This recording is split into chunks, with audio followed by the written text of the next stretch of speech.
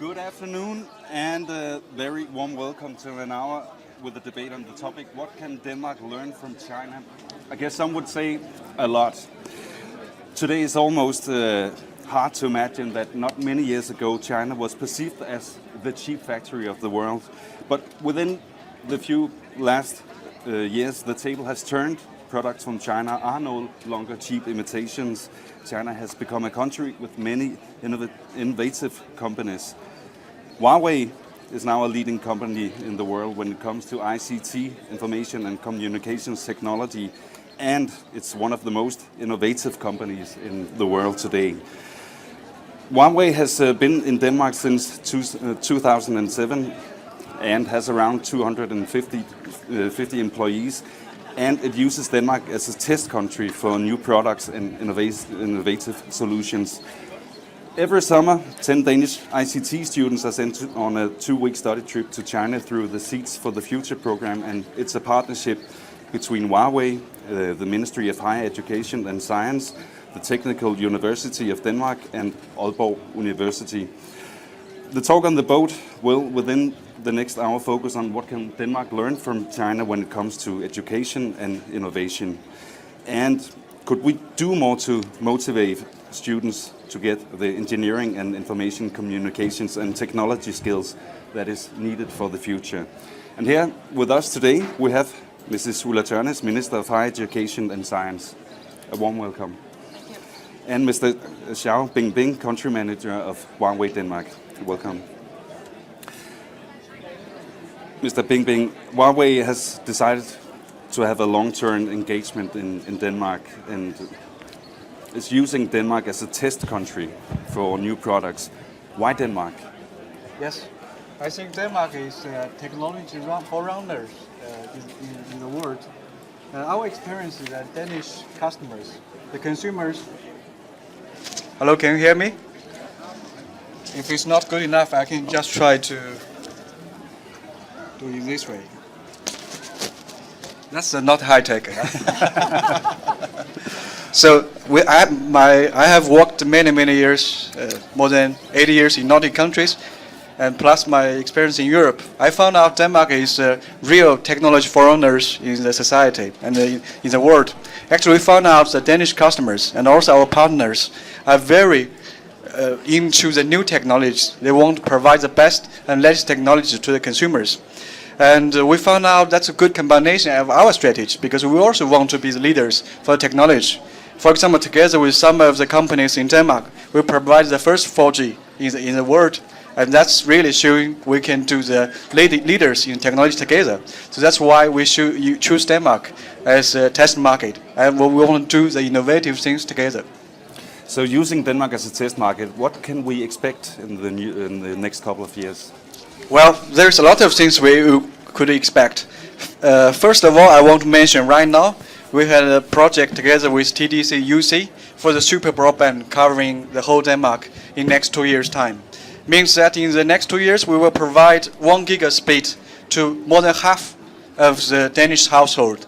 If we finish the project in 2017, Denmark will be the fastest country in the world. And I think that will help a lot for the connecting of the world, the society and the technologies. 1 giga speed. Yeah. How fast is that? Well, that's really fast. I take examples. If you have movies I think today a typical movie high definitions, you have 2 giga or even higher. But using that technology, it's just like this, and you have the movies download to your home. And probably you can also explain that. Yeah. Oh yeah. I mean, yeah, it's really fast. Someone hear me? Anyone? Okay. Well, if you have that kind of speed, you can actually transfer data really fast. I mean, today it would take to download a movie. Maybe you have to buffer. You need to download some of the data before you actually can watch the movie. But with that kind of speed, you can just get the entire movie in a matter of seconds, and then you can just watch it like high definition. I get it's really fast. It's really fast, yeah. Ulla Tørnæs, how important would you say it is for Denmark that Huawei has engaged in Denmark? it is very important, and actually, to be honest, I'm also very proud that you decided to settle in Denmark, because I think this is due to, first of all, our education system, that we have highly educated people, but also to the fact that we, through many years, have actually focused on how we could use digitalization in the public sector and as such use digital skills. But of course we still have a lot to learn, both from China and also from others. But my answer to your question is that it is of course very important. And it is also, how can I say, like we say in Danish, en fjer i hatten for Denmark, that you could have chosen so many other countries, but when it came to your decision, you choose Denmark. So, Mr. Binbing, has there been any difficulties yet when operating in Denmark? I think in general we had a quite good development and successful cooperations with our partners like TTC. But of course we also see there's a little bit challenges when we come to recruit new graduates, engineers. We found it's not so easy, and actually we end up also recruit from outside of Denmark in order to meet all the requests we have here. I would say that would be a challenge we are facing now. So we need more students with the qualifications.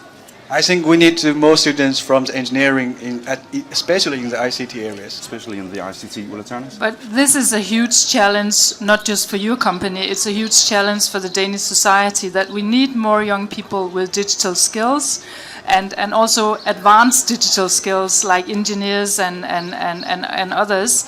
And that's why my government is working on how can we make sure that it's getting more attractive for young people to choose to study engineering, and especially in the digital area.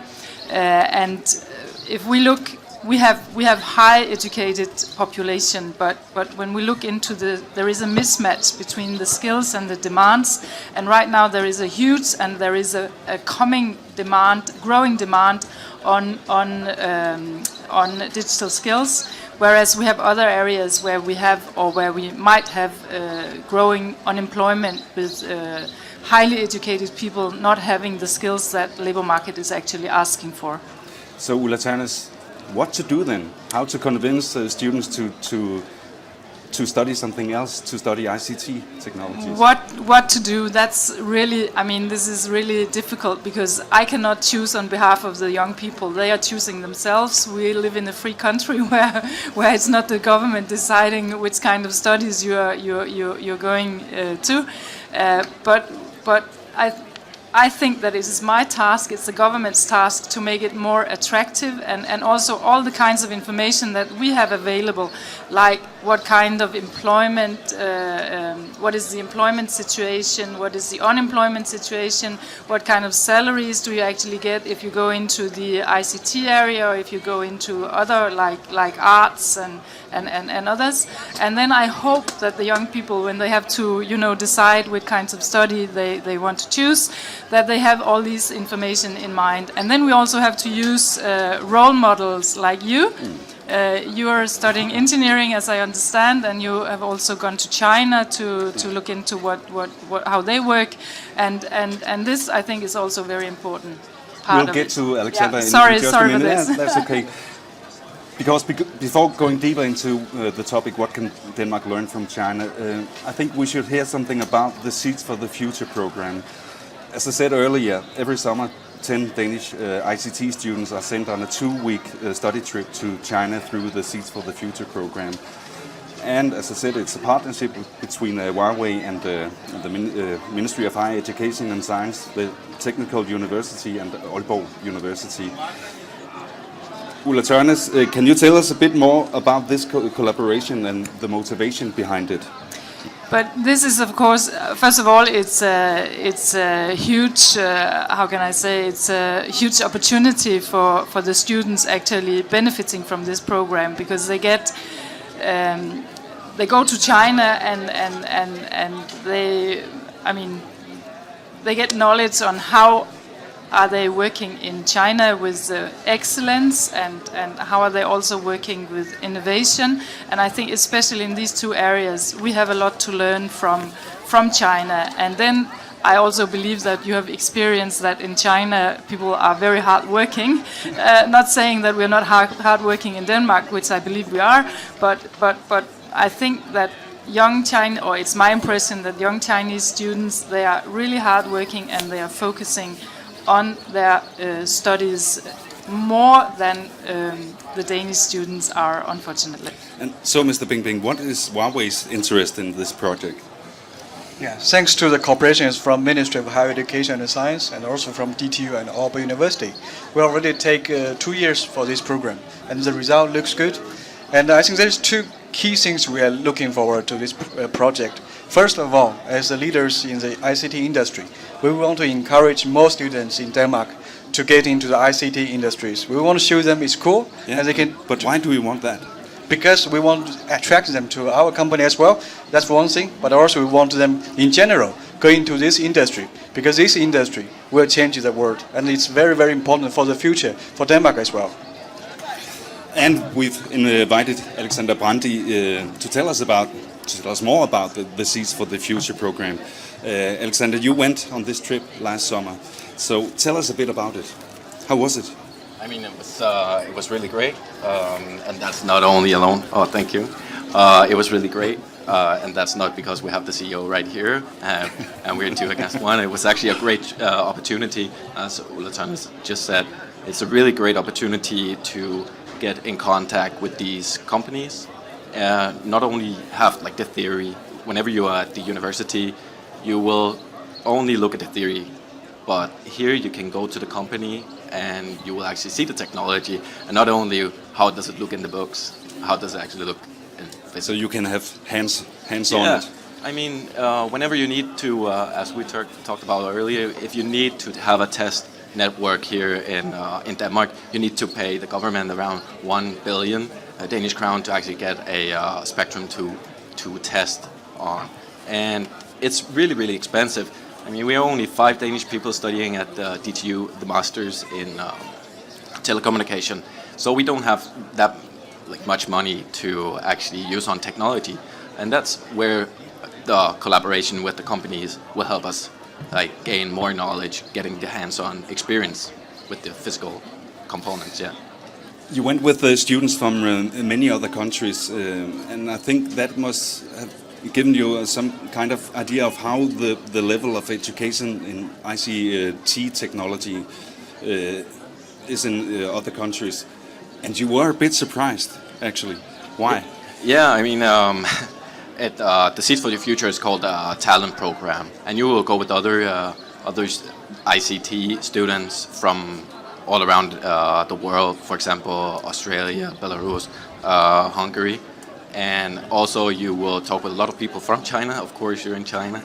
And I was surprised because, as Ulla Tørnæs just said, we have a lot to accomplish still. We have a lot to learn, but actually we are doing a pretty good job here in Denmark, because we have a really great baseline for our knowledge, and yeah, that's really great. Ulla Tørnæs, you must be proud then to hear something like that. I am of course very proud. Not that I'm the one doing the work. This is done by the students, but I'm very happy that we have made this possible. And what Alexander is just saying, that volume is also something that counts. You're saying that you're very few actually studying at this level at DTU, so when you go to China and meet others, you get some synergies, or you actually get some knowledge from others which you would not have the opportunity to get if you just stayed back home. So this, I mean, this is the core of exchanges of students, that they can learn something which they would not have the possibility of learning if they were not part of this program. Yeah, Alexander? Yeah, I mean, since we are so few, like you just said, we are 5 people, and we are we're such few people, so it's difficult to find other people that you actually can discuss this kind of technology, because it's so complex, and you need widespread of knowledge to to build such kind of system. It's not built in one day, and that's why it's pretty great that you could go to another country where there's other people studying the same geeky thing as myself, and because the students, including myself, we just love to learn and we want to be better at what we're doing, and we can get that opportunity with collaboration. What about the cultural clashes? Did you experience any? Oh yeah, definitely, definitely. I mean, here the first, just like one thing, when we were here in Denmark, we talk about the weather. When you go to China, there was are you hungry? Because they don't need to talk about the weather. That was like the first thing. Also, yeah, another thing, just a funny thing. Remember to order cold water, otherwise you'll get hot water. That's not very nice when it's so warm. But like work-wise, it's probably what you were asking about. It's different. It's very different. I mean, as they just said, like they're working harder than we're doing here in Denmark. When you say harder, what do you mean then? I mean, it's here in Denmark we have Is it 24 hours a day or? Well, that depends. They also have during their when they're studying, like around lunch, they can sleep for 1 hour. We don't have that here in Denmark, but that's because of the weather. But it's different because it's more like if you have to have a deadline, you need to, and you have a product that needs to get finished. Well, then you just do it, no matter what it takes, because otherwise, if you don't do the task like you are supposed to be, then someone can easily take be a replacement for your function. And here in Denmark, it's more like, okay, we did not make it. What can we do now? Okay, someone else might come in. And we're more flexible in that way. So, yeah, like an iterative process instead of a waterfall, yeah. But as Ulla Tørnæs said, in Denmark we need more students with ICT skills. If you should give Ulla Tørnæs a piece of advice, what would that be then? Also, what is the main reason why we're here today is actually I think it's really important for the universities to have the opportunities to work with companies like Huawei, not only nationally but also internationally, so we can get across borders. Because not only did it give me new knowledge about the technology and the hands-on experience, I also got a huge network with from other countries, and I know that I can just call them or write to them if they want to do a project or get some new knowledge, and that is really great.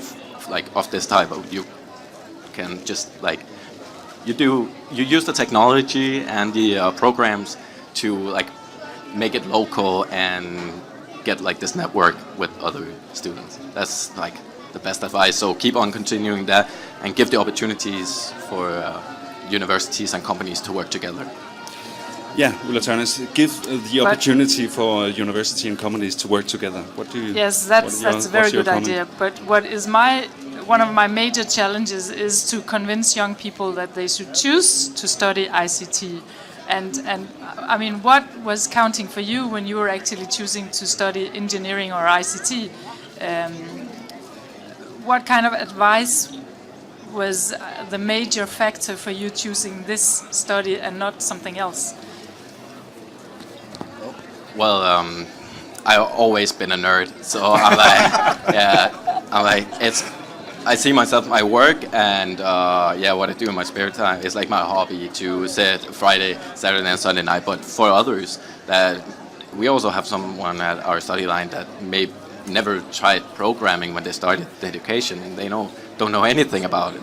That is, you can use the offers like going abroad, internships, these like collaboration, make it more.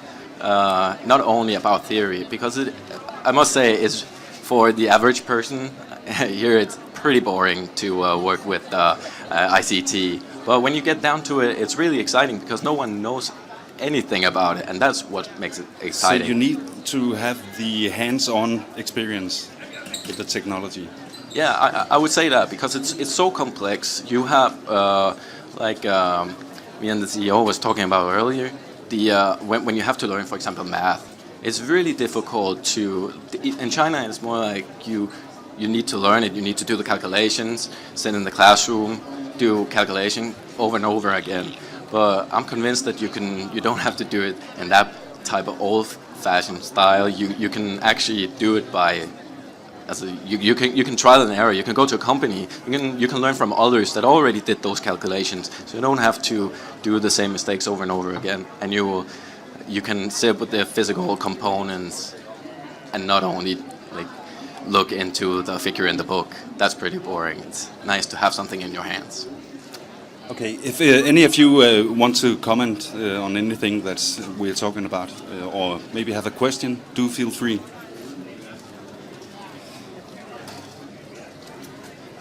So, Mr. Binbing, what do you think that Denmark can learn from the educational system in China? Yeah, first of all, I think there is a lot of good things in the Danish systems. I see a lot of Chinese students come to Denmark for their master and even PhD studies here.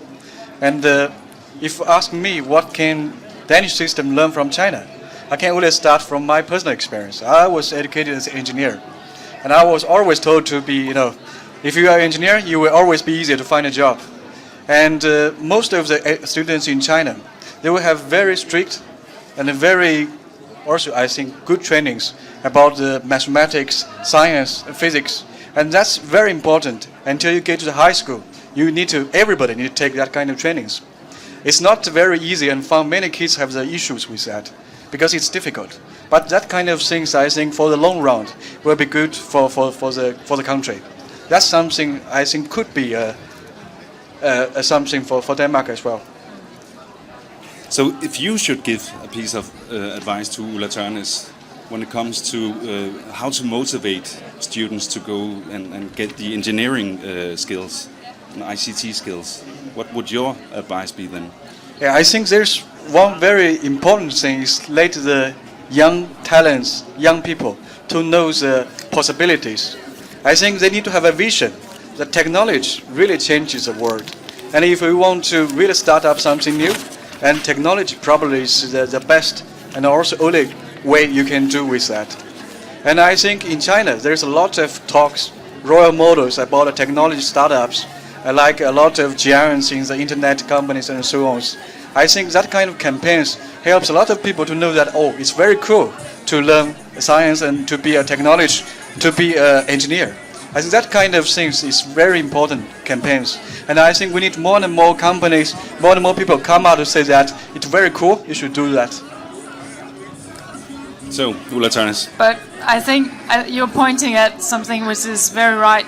We need to get it, or to let it be more attractive to make startups and also innovation. We have to focus much more on already in our schooling systems, and of course also in our education system. And this is a whole lot of different areas where we have to change, not just when it comes to legislation. It's also a question of attitude, where still in Denmark it's when you fail, you're a failure. Whereas in the US and China, if you do not succeed, you just try a second, third or fourth. I mean, you go on until you have success. And we used to have a different attitude to this. And this we have to change. And this cannot just be changed by law. This is more attitude and tradition, of course. And Ulla Tørnæs, as Alexander told us, well, Chinese students, they are very hardworking. In Denmark, students are hardworking, but maybe not that hardworking. Should they work some more, do you think? Many Danish students are working very, very hard, and I appreciate this very much. But if we look into different figures, we can see that if a university study in Denmark should be compared to full-time work, the students have to work 20% more. 20%? Yes. Alexander, you have a comment? This is, I guess, not for you, but this is an average. Well, yeah, I would just say, like, give a comment that I haven't been sleeping probably for the last 5 years. So, yeah, I don't know if I'm just dumb or I'm working pretty hard. But nevertheless, I just think that, okay, if we should work harder and we need to do more and get better, then we also need to make it attractive and make it more fun to actually be in studying, because it is complex. And I mean, we are trying to calculate something in 21 dimensions. We're using physics formulas all the time, and it's so difficult and boring. And then you can go to a now I'm really selling it, but it's pretty fun if you can get a hands-on experience and you can learn from others. That also, just for if you had some problems before, the companies can tell you, because theory and the practical thing is not always the same thing. And of course the salary thing, just to answer that, I think it's, of course you can regulate the salary, but I don't think that that's what drives people to select something. I think that people should be studying the things they want to study, and that's why it's important to make it more attractive than become a doctor or something else, which also is needed. But I mean, we need to make it attractive as well. But the question is, my point was more that we should make all this information available for the young people going to decide which kind of study they want. so a campaign or what? We are trying to run different campaigns, and right at this very moment, many young people are passing their high school exams, and they're going to decide within a couple of weeks what kind of study they would like to get. And for the run-up for this, we are actually trying to make all these kinds of information, like you're also talking about, available for the young people, so that they know how is the employment situation in this and that field, and what kinds of salaries. It might not be the most important thing to have in mind when you choose which kind of education you want, but it could also be that some at least is heading to become rich, or I don't know. Mr. Binbing, if you should point out some qualities in Danish student in the Danish educational system, which qualities would you point out then? Actually, there's one thing Alexander didn't mention when you answer how is the experience in China and how is the general feedback there. And actually, I got feedback from my colleagues in China, actually, that our Danish delegations to China actually was the best among all of the students we had. That's what you have gained the feedback as well. I think there's a few things really important that our colleagues from China told me, because they said that the Danish students, they are not always following what writing the book. They like ask questions, and they are very, very good at asking the right questions, and they think things from a different angle than many other people's. I think they must have learned something like creative thinking or whatever from the education systems. But that's the best part I can get out of my feedback from my colleagues, and really congratulations for that. Well, that calls for a comment, Ulla Tørnæs. But I'm very happy to hear this, and I also think it's if we look at our primary school and we compare with other countries, we are always being told that we are much more creative, and we're also having young people that are very self-confident. They know how to take decisions, and they know how to act. And they're not just acting when they get orders, and all these kinds of things are of course very important if you're working in a company as well, that you are not just sitting waiting for orders what to do and what not to do, that you can also take decisions on your own. And this, I think, is characterizing the Danish education system and also young people as such. But Mr. Binbing,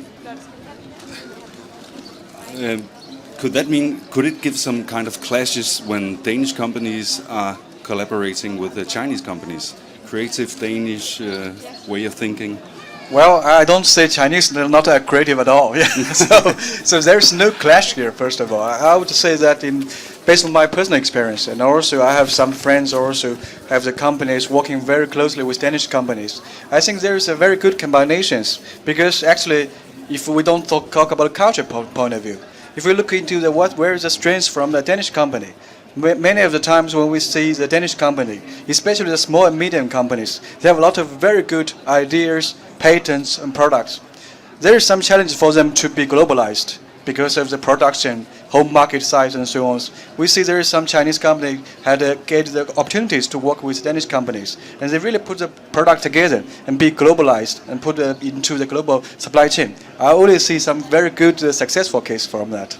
And I think that will be needed in the future, especially for Denmark, because some predictions say that as much as 50% of our current job will be gone in only a few years because of automation and robots. Ulla Tørnæs, how well is Denmark prepared for that? In one way, I would say that we are well prepared, and this, I mean, is what we have just been discussing, that we have a well-functioning educational system, and we also have quite high digital skills among our population. But we are not as good prepared as I would like us to be facing the fourth industrial revolution when it comes to the work that Alexander is actually hopefully going to do when he is.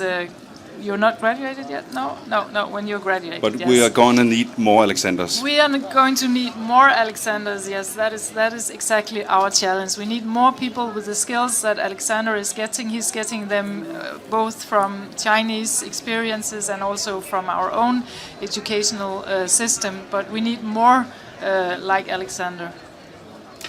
Mr. Binbing, what role do Huawei play in the fourth industrial revolution?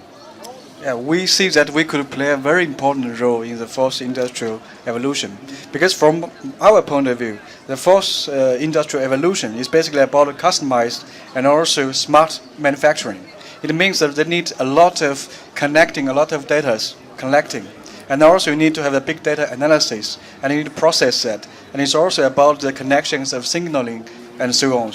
Actually, the information technology is a key for the fourth industrial evolution, and that's our key business as well. So, how well prepared do you think that Denmark is? I think, of course, as Mr.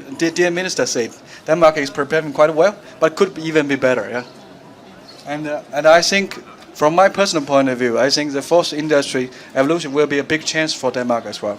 A big chance for Denmark. In what way do you think?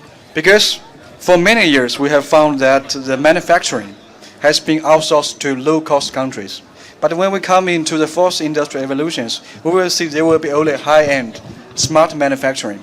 They don't need so many laborers in the factory. It will be, everything will be automatic. And that will need more and more manufacturing close to the market. And it means that they might be even back the manufacturing from other countries to Denmark. And also because there is a lot of information, things need to be processed, and there is a lot of software need to develop. And that will also create a lot of opportunities for the jobs in Denmark. Exactly. A couple of weeks ago, I visited a project in Midtjylland. In Midtjylland, part of Denmark, has been characterized with having a lot of jobs in the textile industry. But these jobs, they were, as you quite right were saying, they were outsourced to other countries back in the 80s. But this project that I visited was it was a project where they have managed to how to say this, to get a robot actually doing what the sewing machines were doing before, and exactly what you're saying, the fourth industrial revolution is not asking for as much labor force as we're used to, but it's asking for minds to program the different robots and automation, and then it's not important where the robot is actually physically standing. Could be standing in Midtjylland, where there used to be a lot of sewers making the textile. So I fully agree with what you're saying, that we have a great chance facing the fourth industrial revolution if we behave clever. If we behave and get clever. more Alexanders to program the robot. Maybe we can clone Alexander. I mean, yeah, you can try, or just do it more attractive to actually study what I'm studying. That I think that is a better idea, like ethically wise. Yeah. Well, I think we've not got that many minutes left, but Mr. Bingbing, if we turn the question, what can China learn from Denmark? Well, that's a very big question, but let's narrow down to education and part. I think, as you know, I don't know if you have ever been to China, but China education system is quite tough, very tough. The kids from the beginning, they have very strong competitions, and as you said, they work very hard. But it's not everybody likes to be that kind of hard, but they need to do like that in order to survive in the system. I would hope my kids, actually I have two, they could have a little bit more balanced life in their education system. Yeah, we're talking a lot about work balance, work-life balance in Denmark. Yeah, so. I would hope they're a little bit more balanced. Yeah. Okay. So, and on a more personal level, what have you learned from Denmark? Well, in Denmark, I think when we come to the business culture especially, everybody is confident to speak out their opinions. And everybody wants to speak out their opinions. That's not very normal in the business culture of China because there's much more powers from the top than the bottom. So I think it's much more flat in Denmark, and you will get a lot of very useful information, ideas from your colleagues, from the other people, and so on. And that kind of inspirations, I think, is the key learnings I get from Denmark. So, and can we use that in the fourth industrial revolution? That's for sure. That's for sure. And did you learn to say any words in Danish? I know you learned one. Yeah, I learned one, but I also learned tak. Alexander, would you consider to work in China maybe when you're done with your education? Yeah, definitely. I think there's too many people that actually always travel. Everybody wants to travel to Silicon Valley in the US to start their own business, and they're kind of blinded of the glory to have in Silicon Valley. But actually, there's great opportunities in China right at the moment.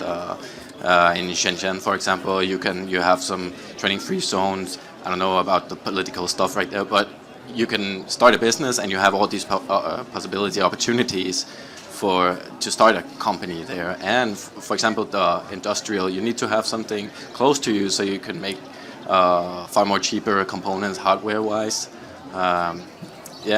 So definitely there's opportunities. Of course, there's also the barrier of you probably need to learn some Chinese before you go there. It's really, really difficult to communicate. Even if you just want to order a bottle of water, it can be difficult.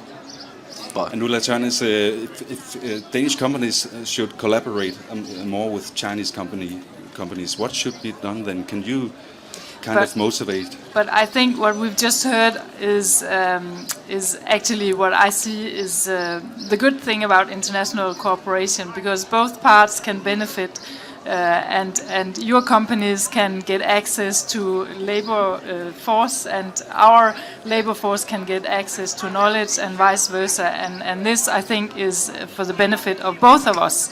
So I'm absolutely in favor of both Danish companies working abroad and also working with labor force from other countries, because I think at the end it's of the benefit of especially a small country like Denmark. And do you think that China could learn something from Denmark? We have touched a little bit upon it, and Mr. Bingbing was also touching upon it when it comes to the way that we are organized, not just the educational system, but maybe it's the Danish attitude that we have a more horizontal structure and not a vertical structure. And this means that we are used to taking decisions, and we're used also to take responsibility.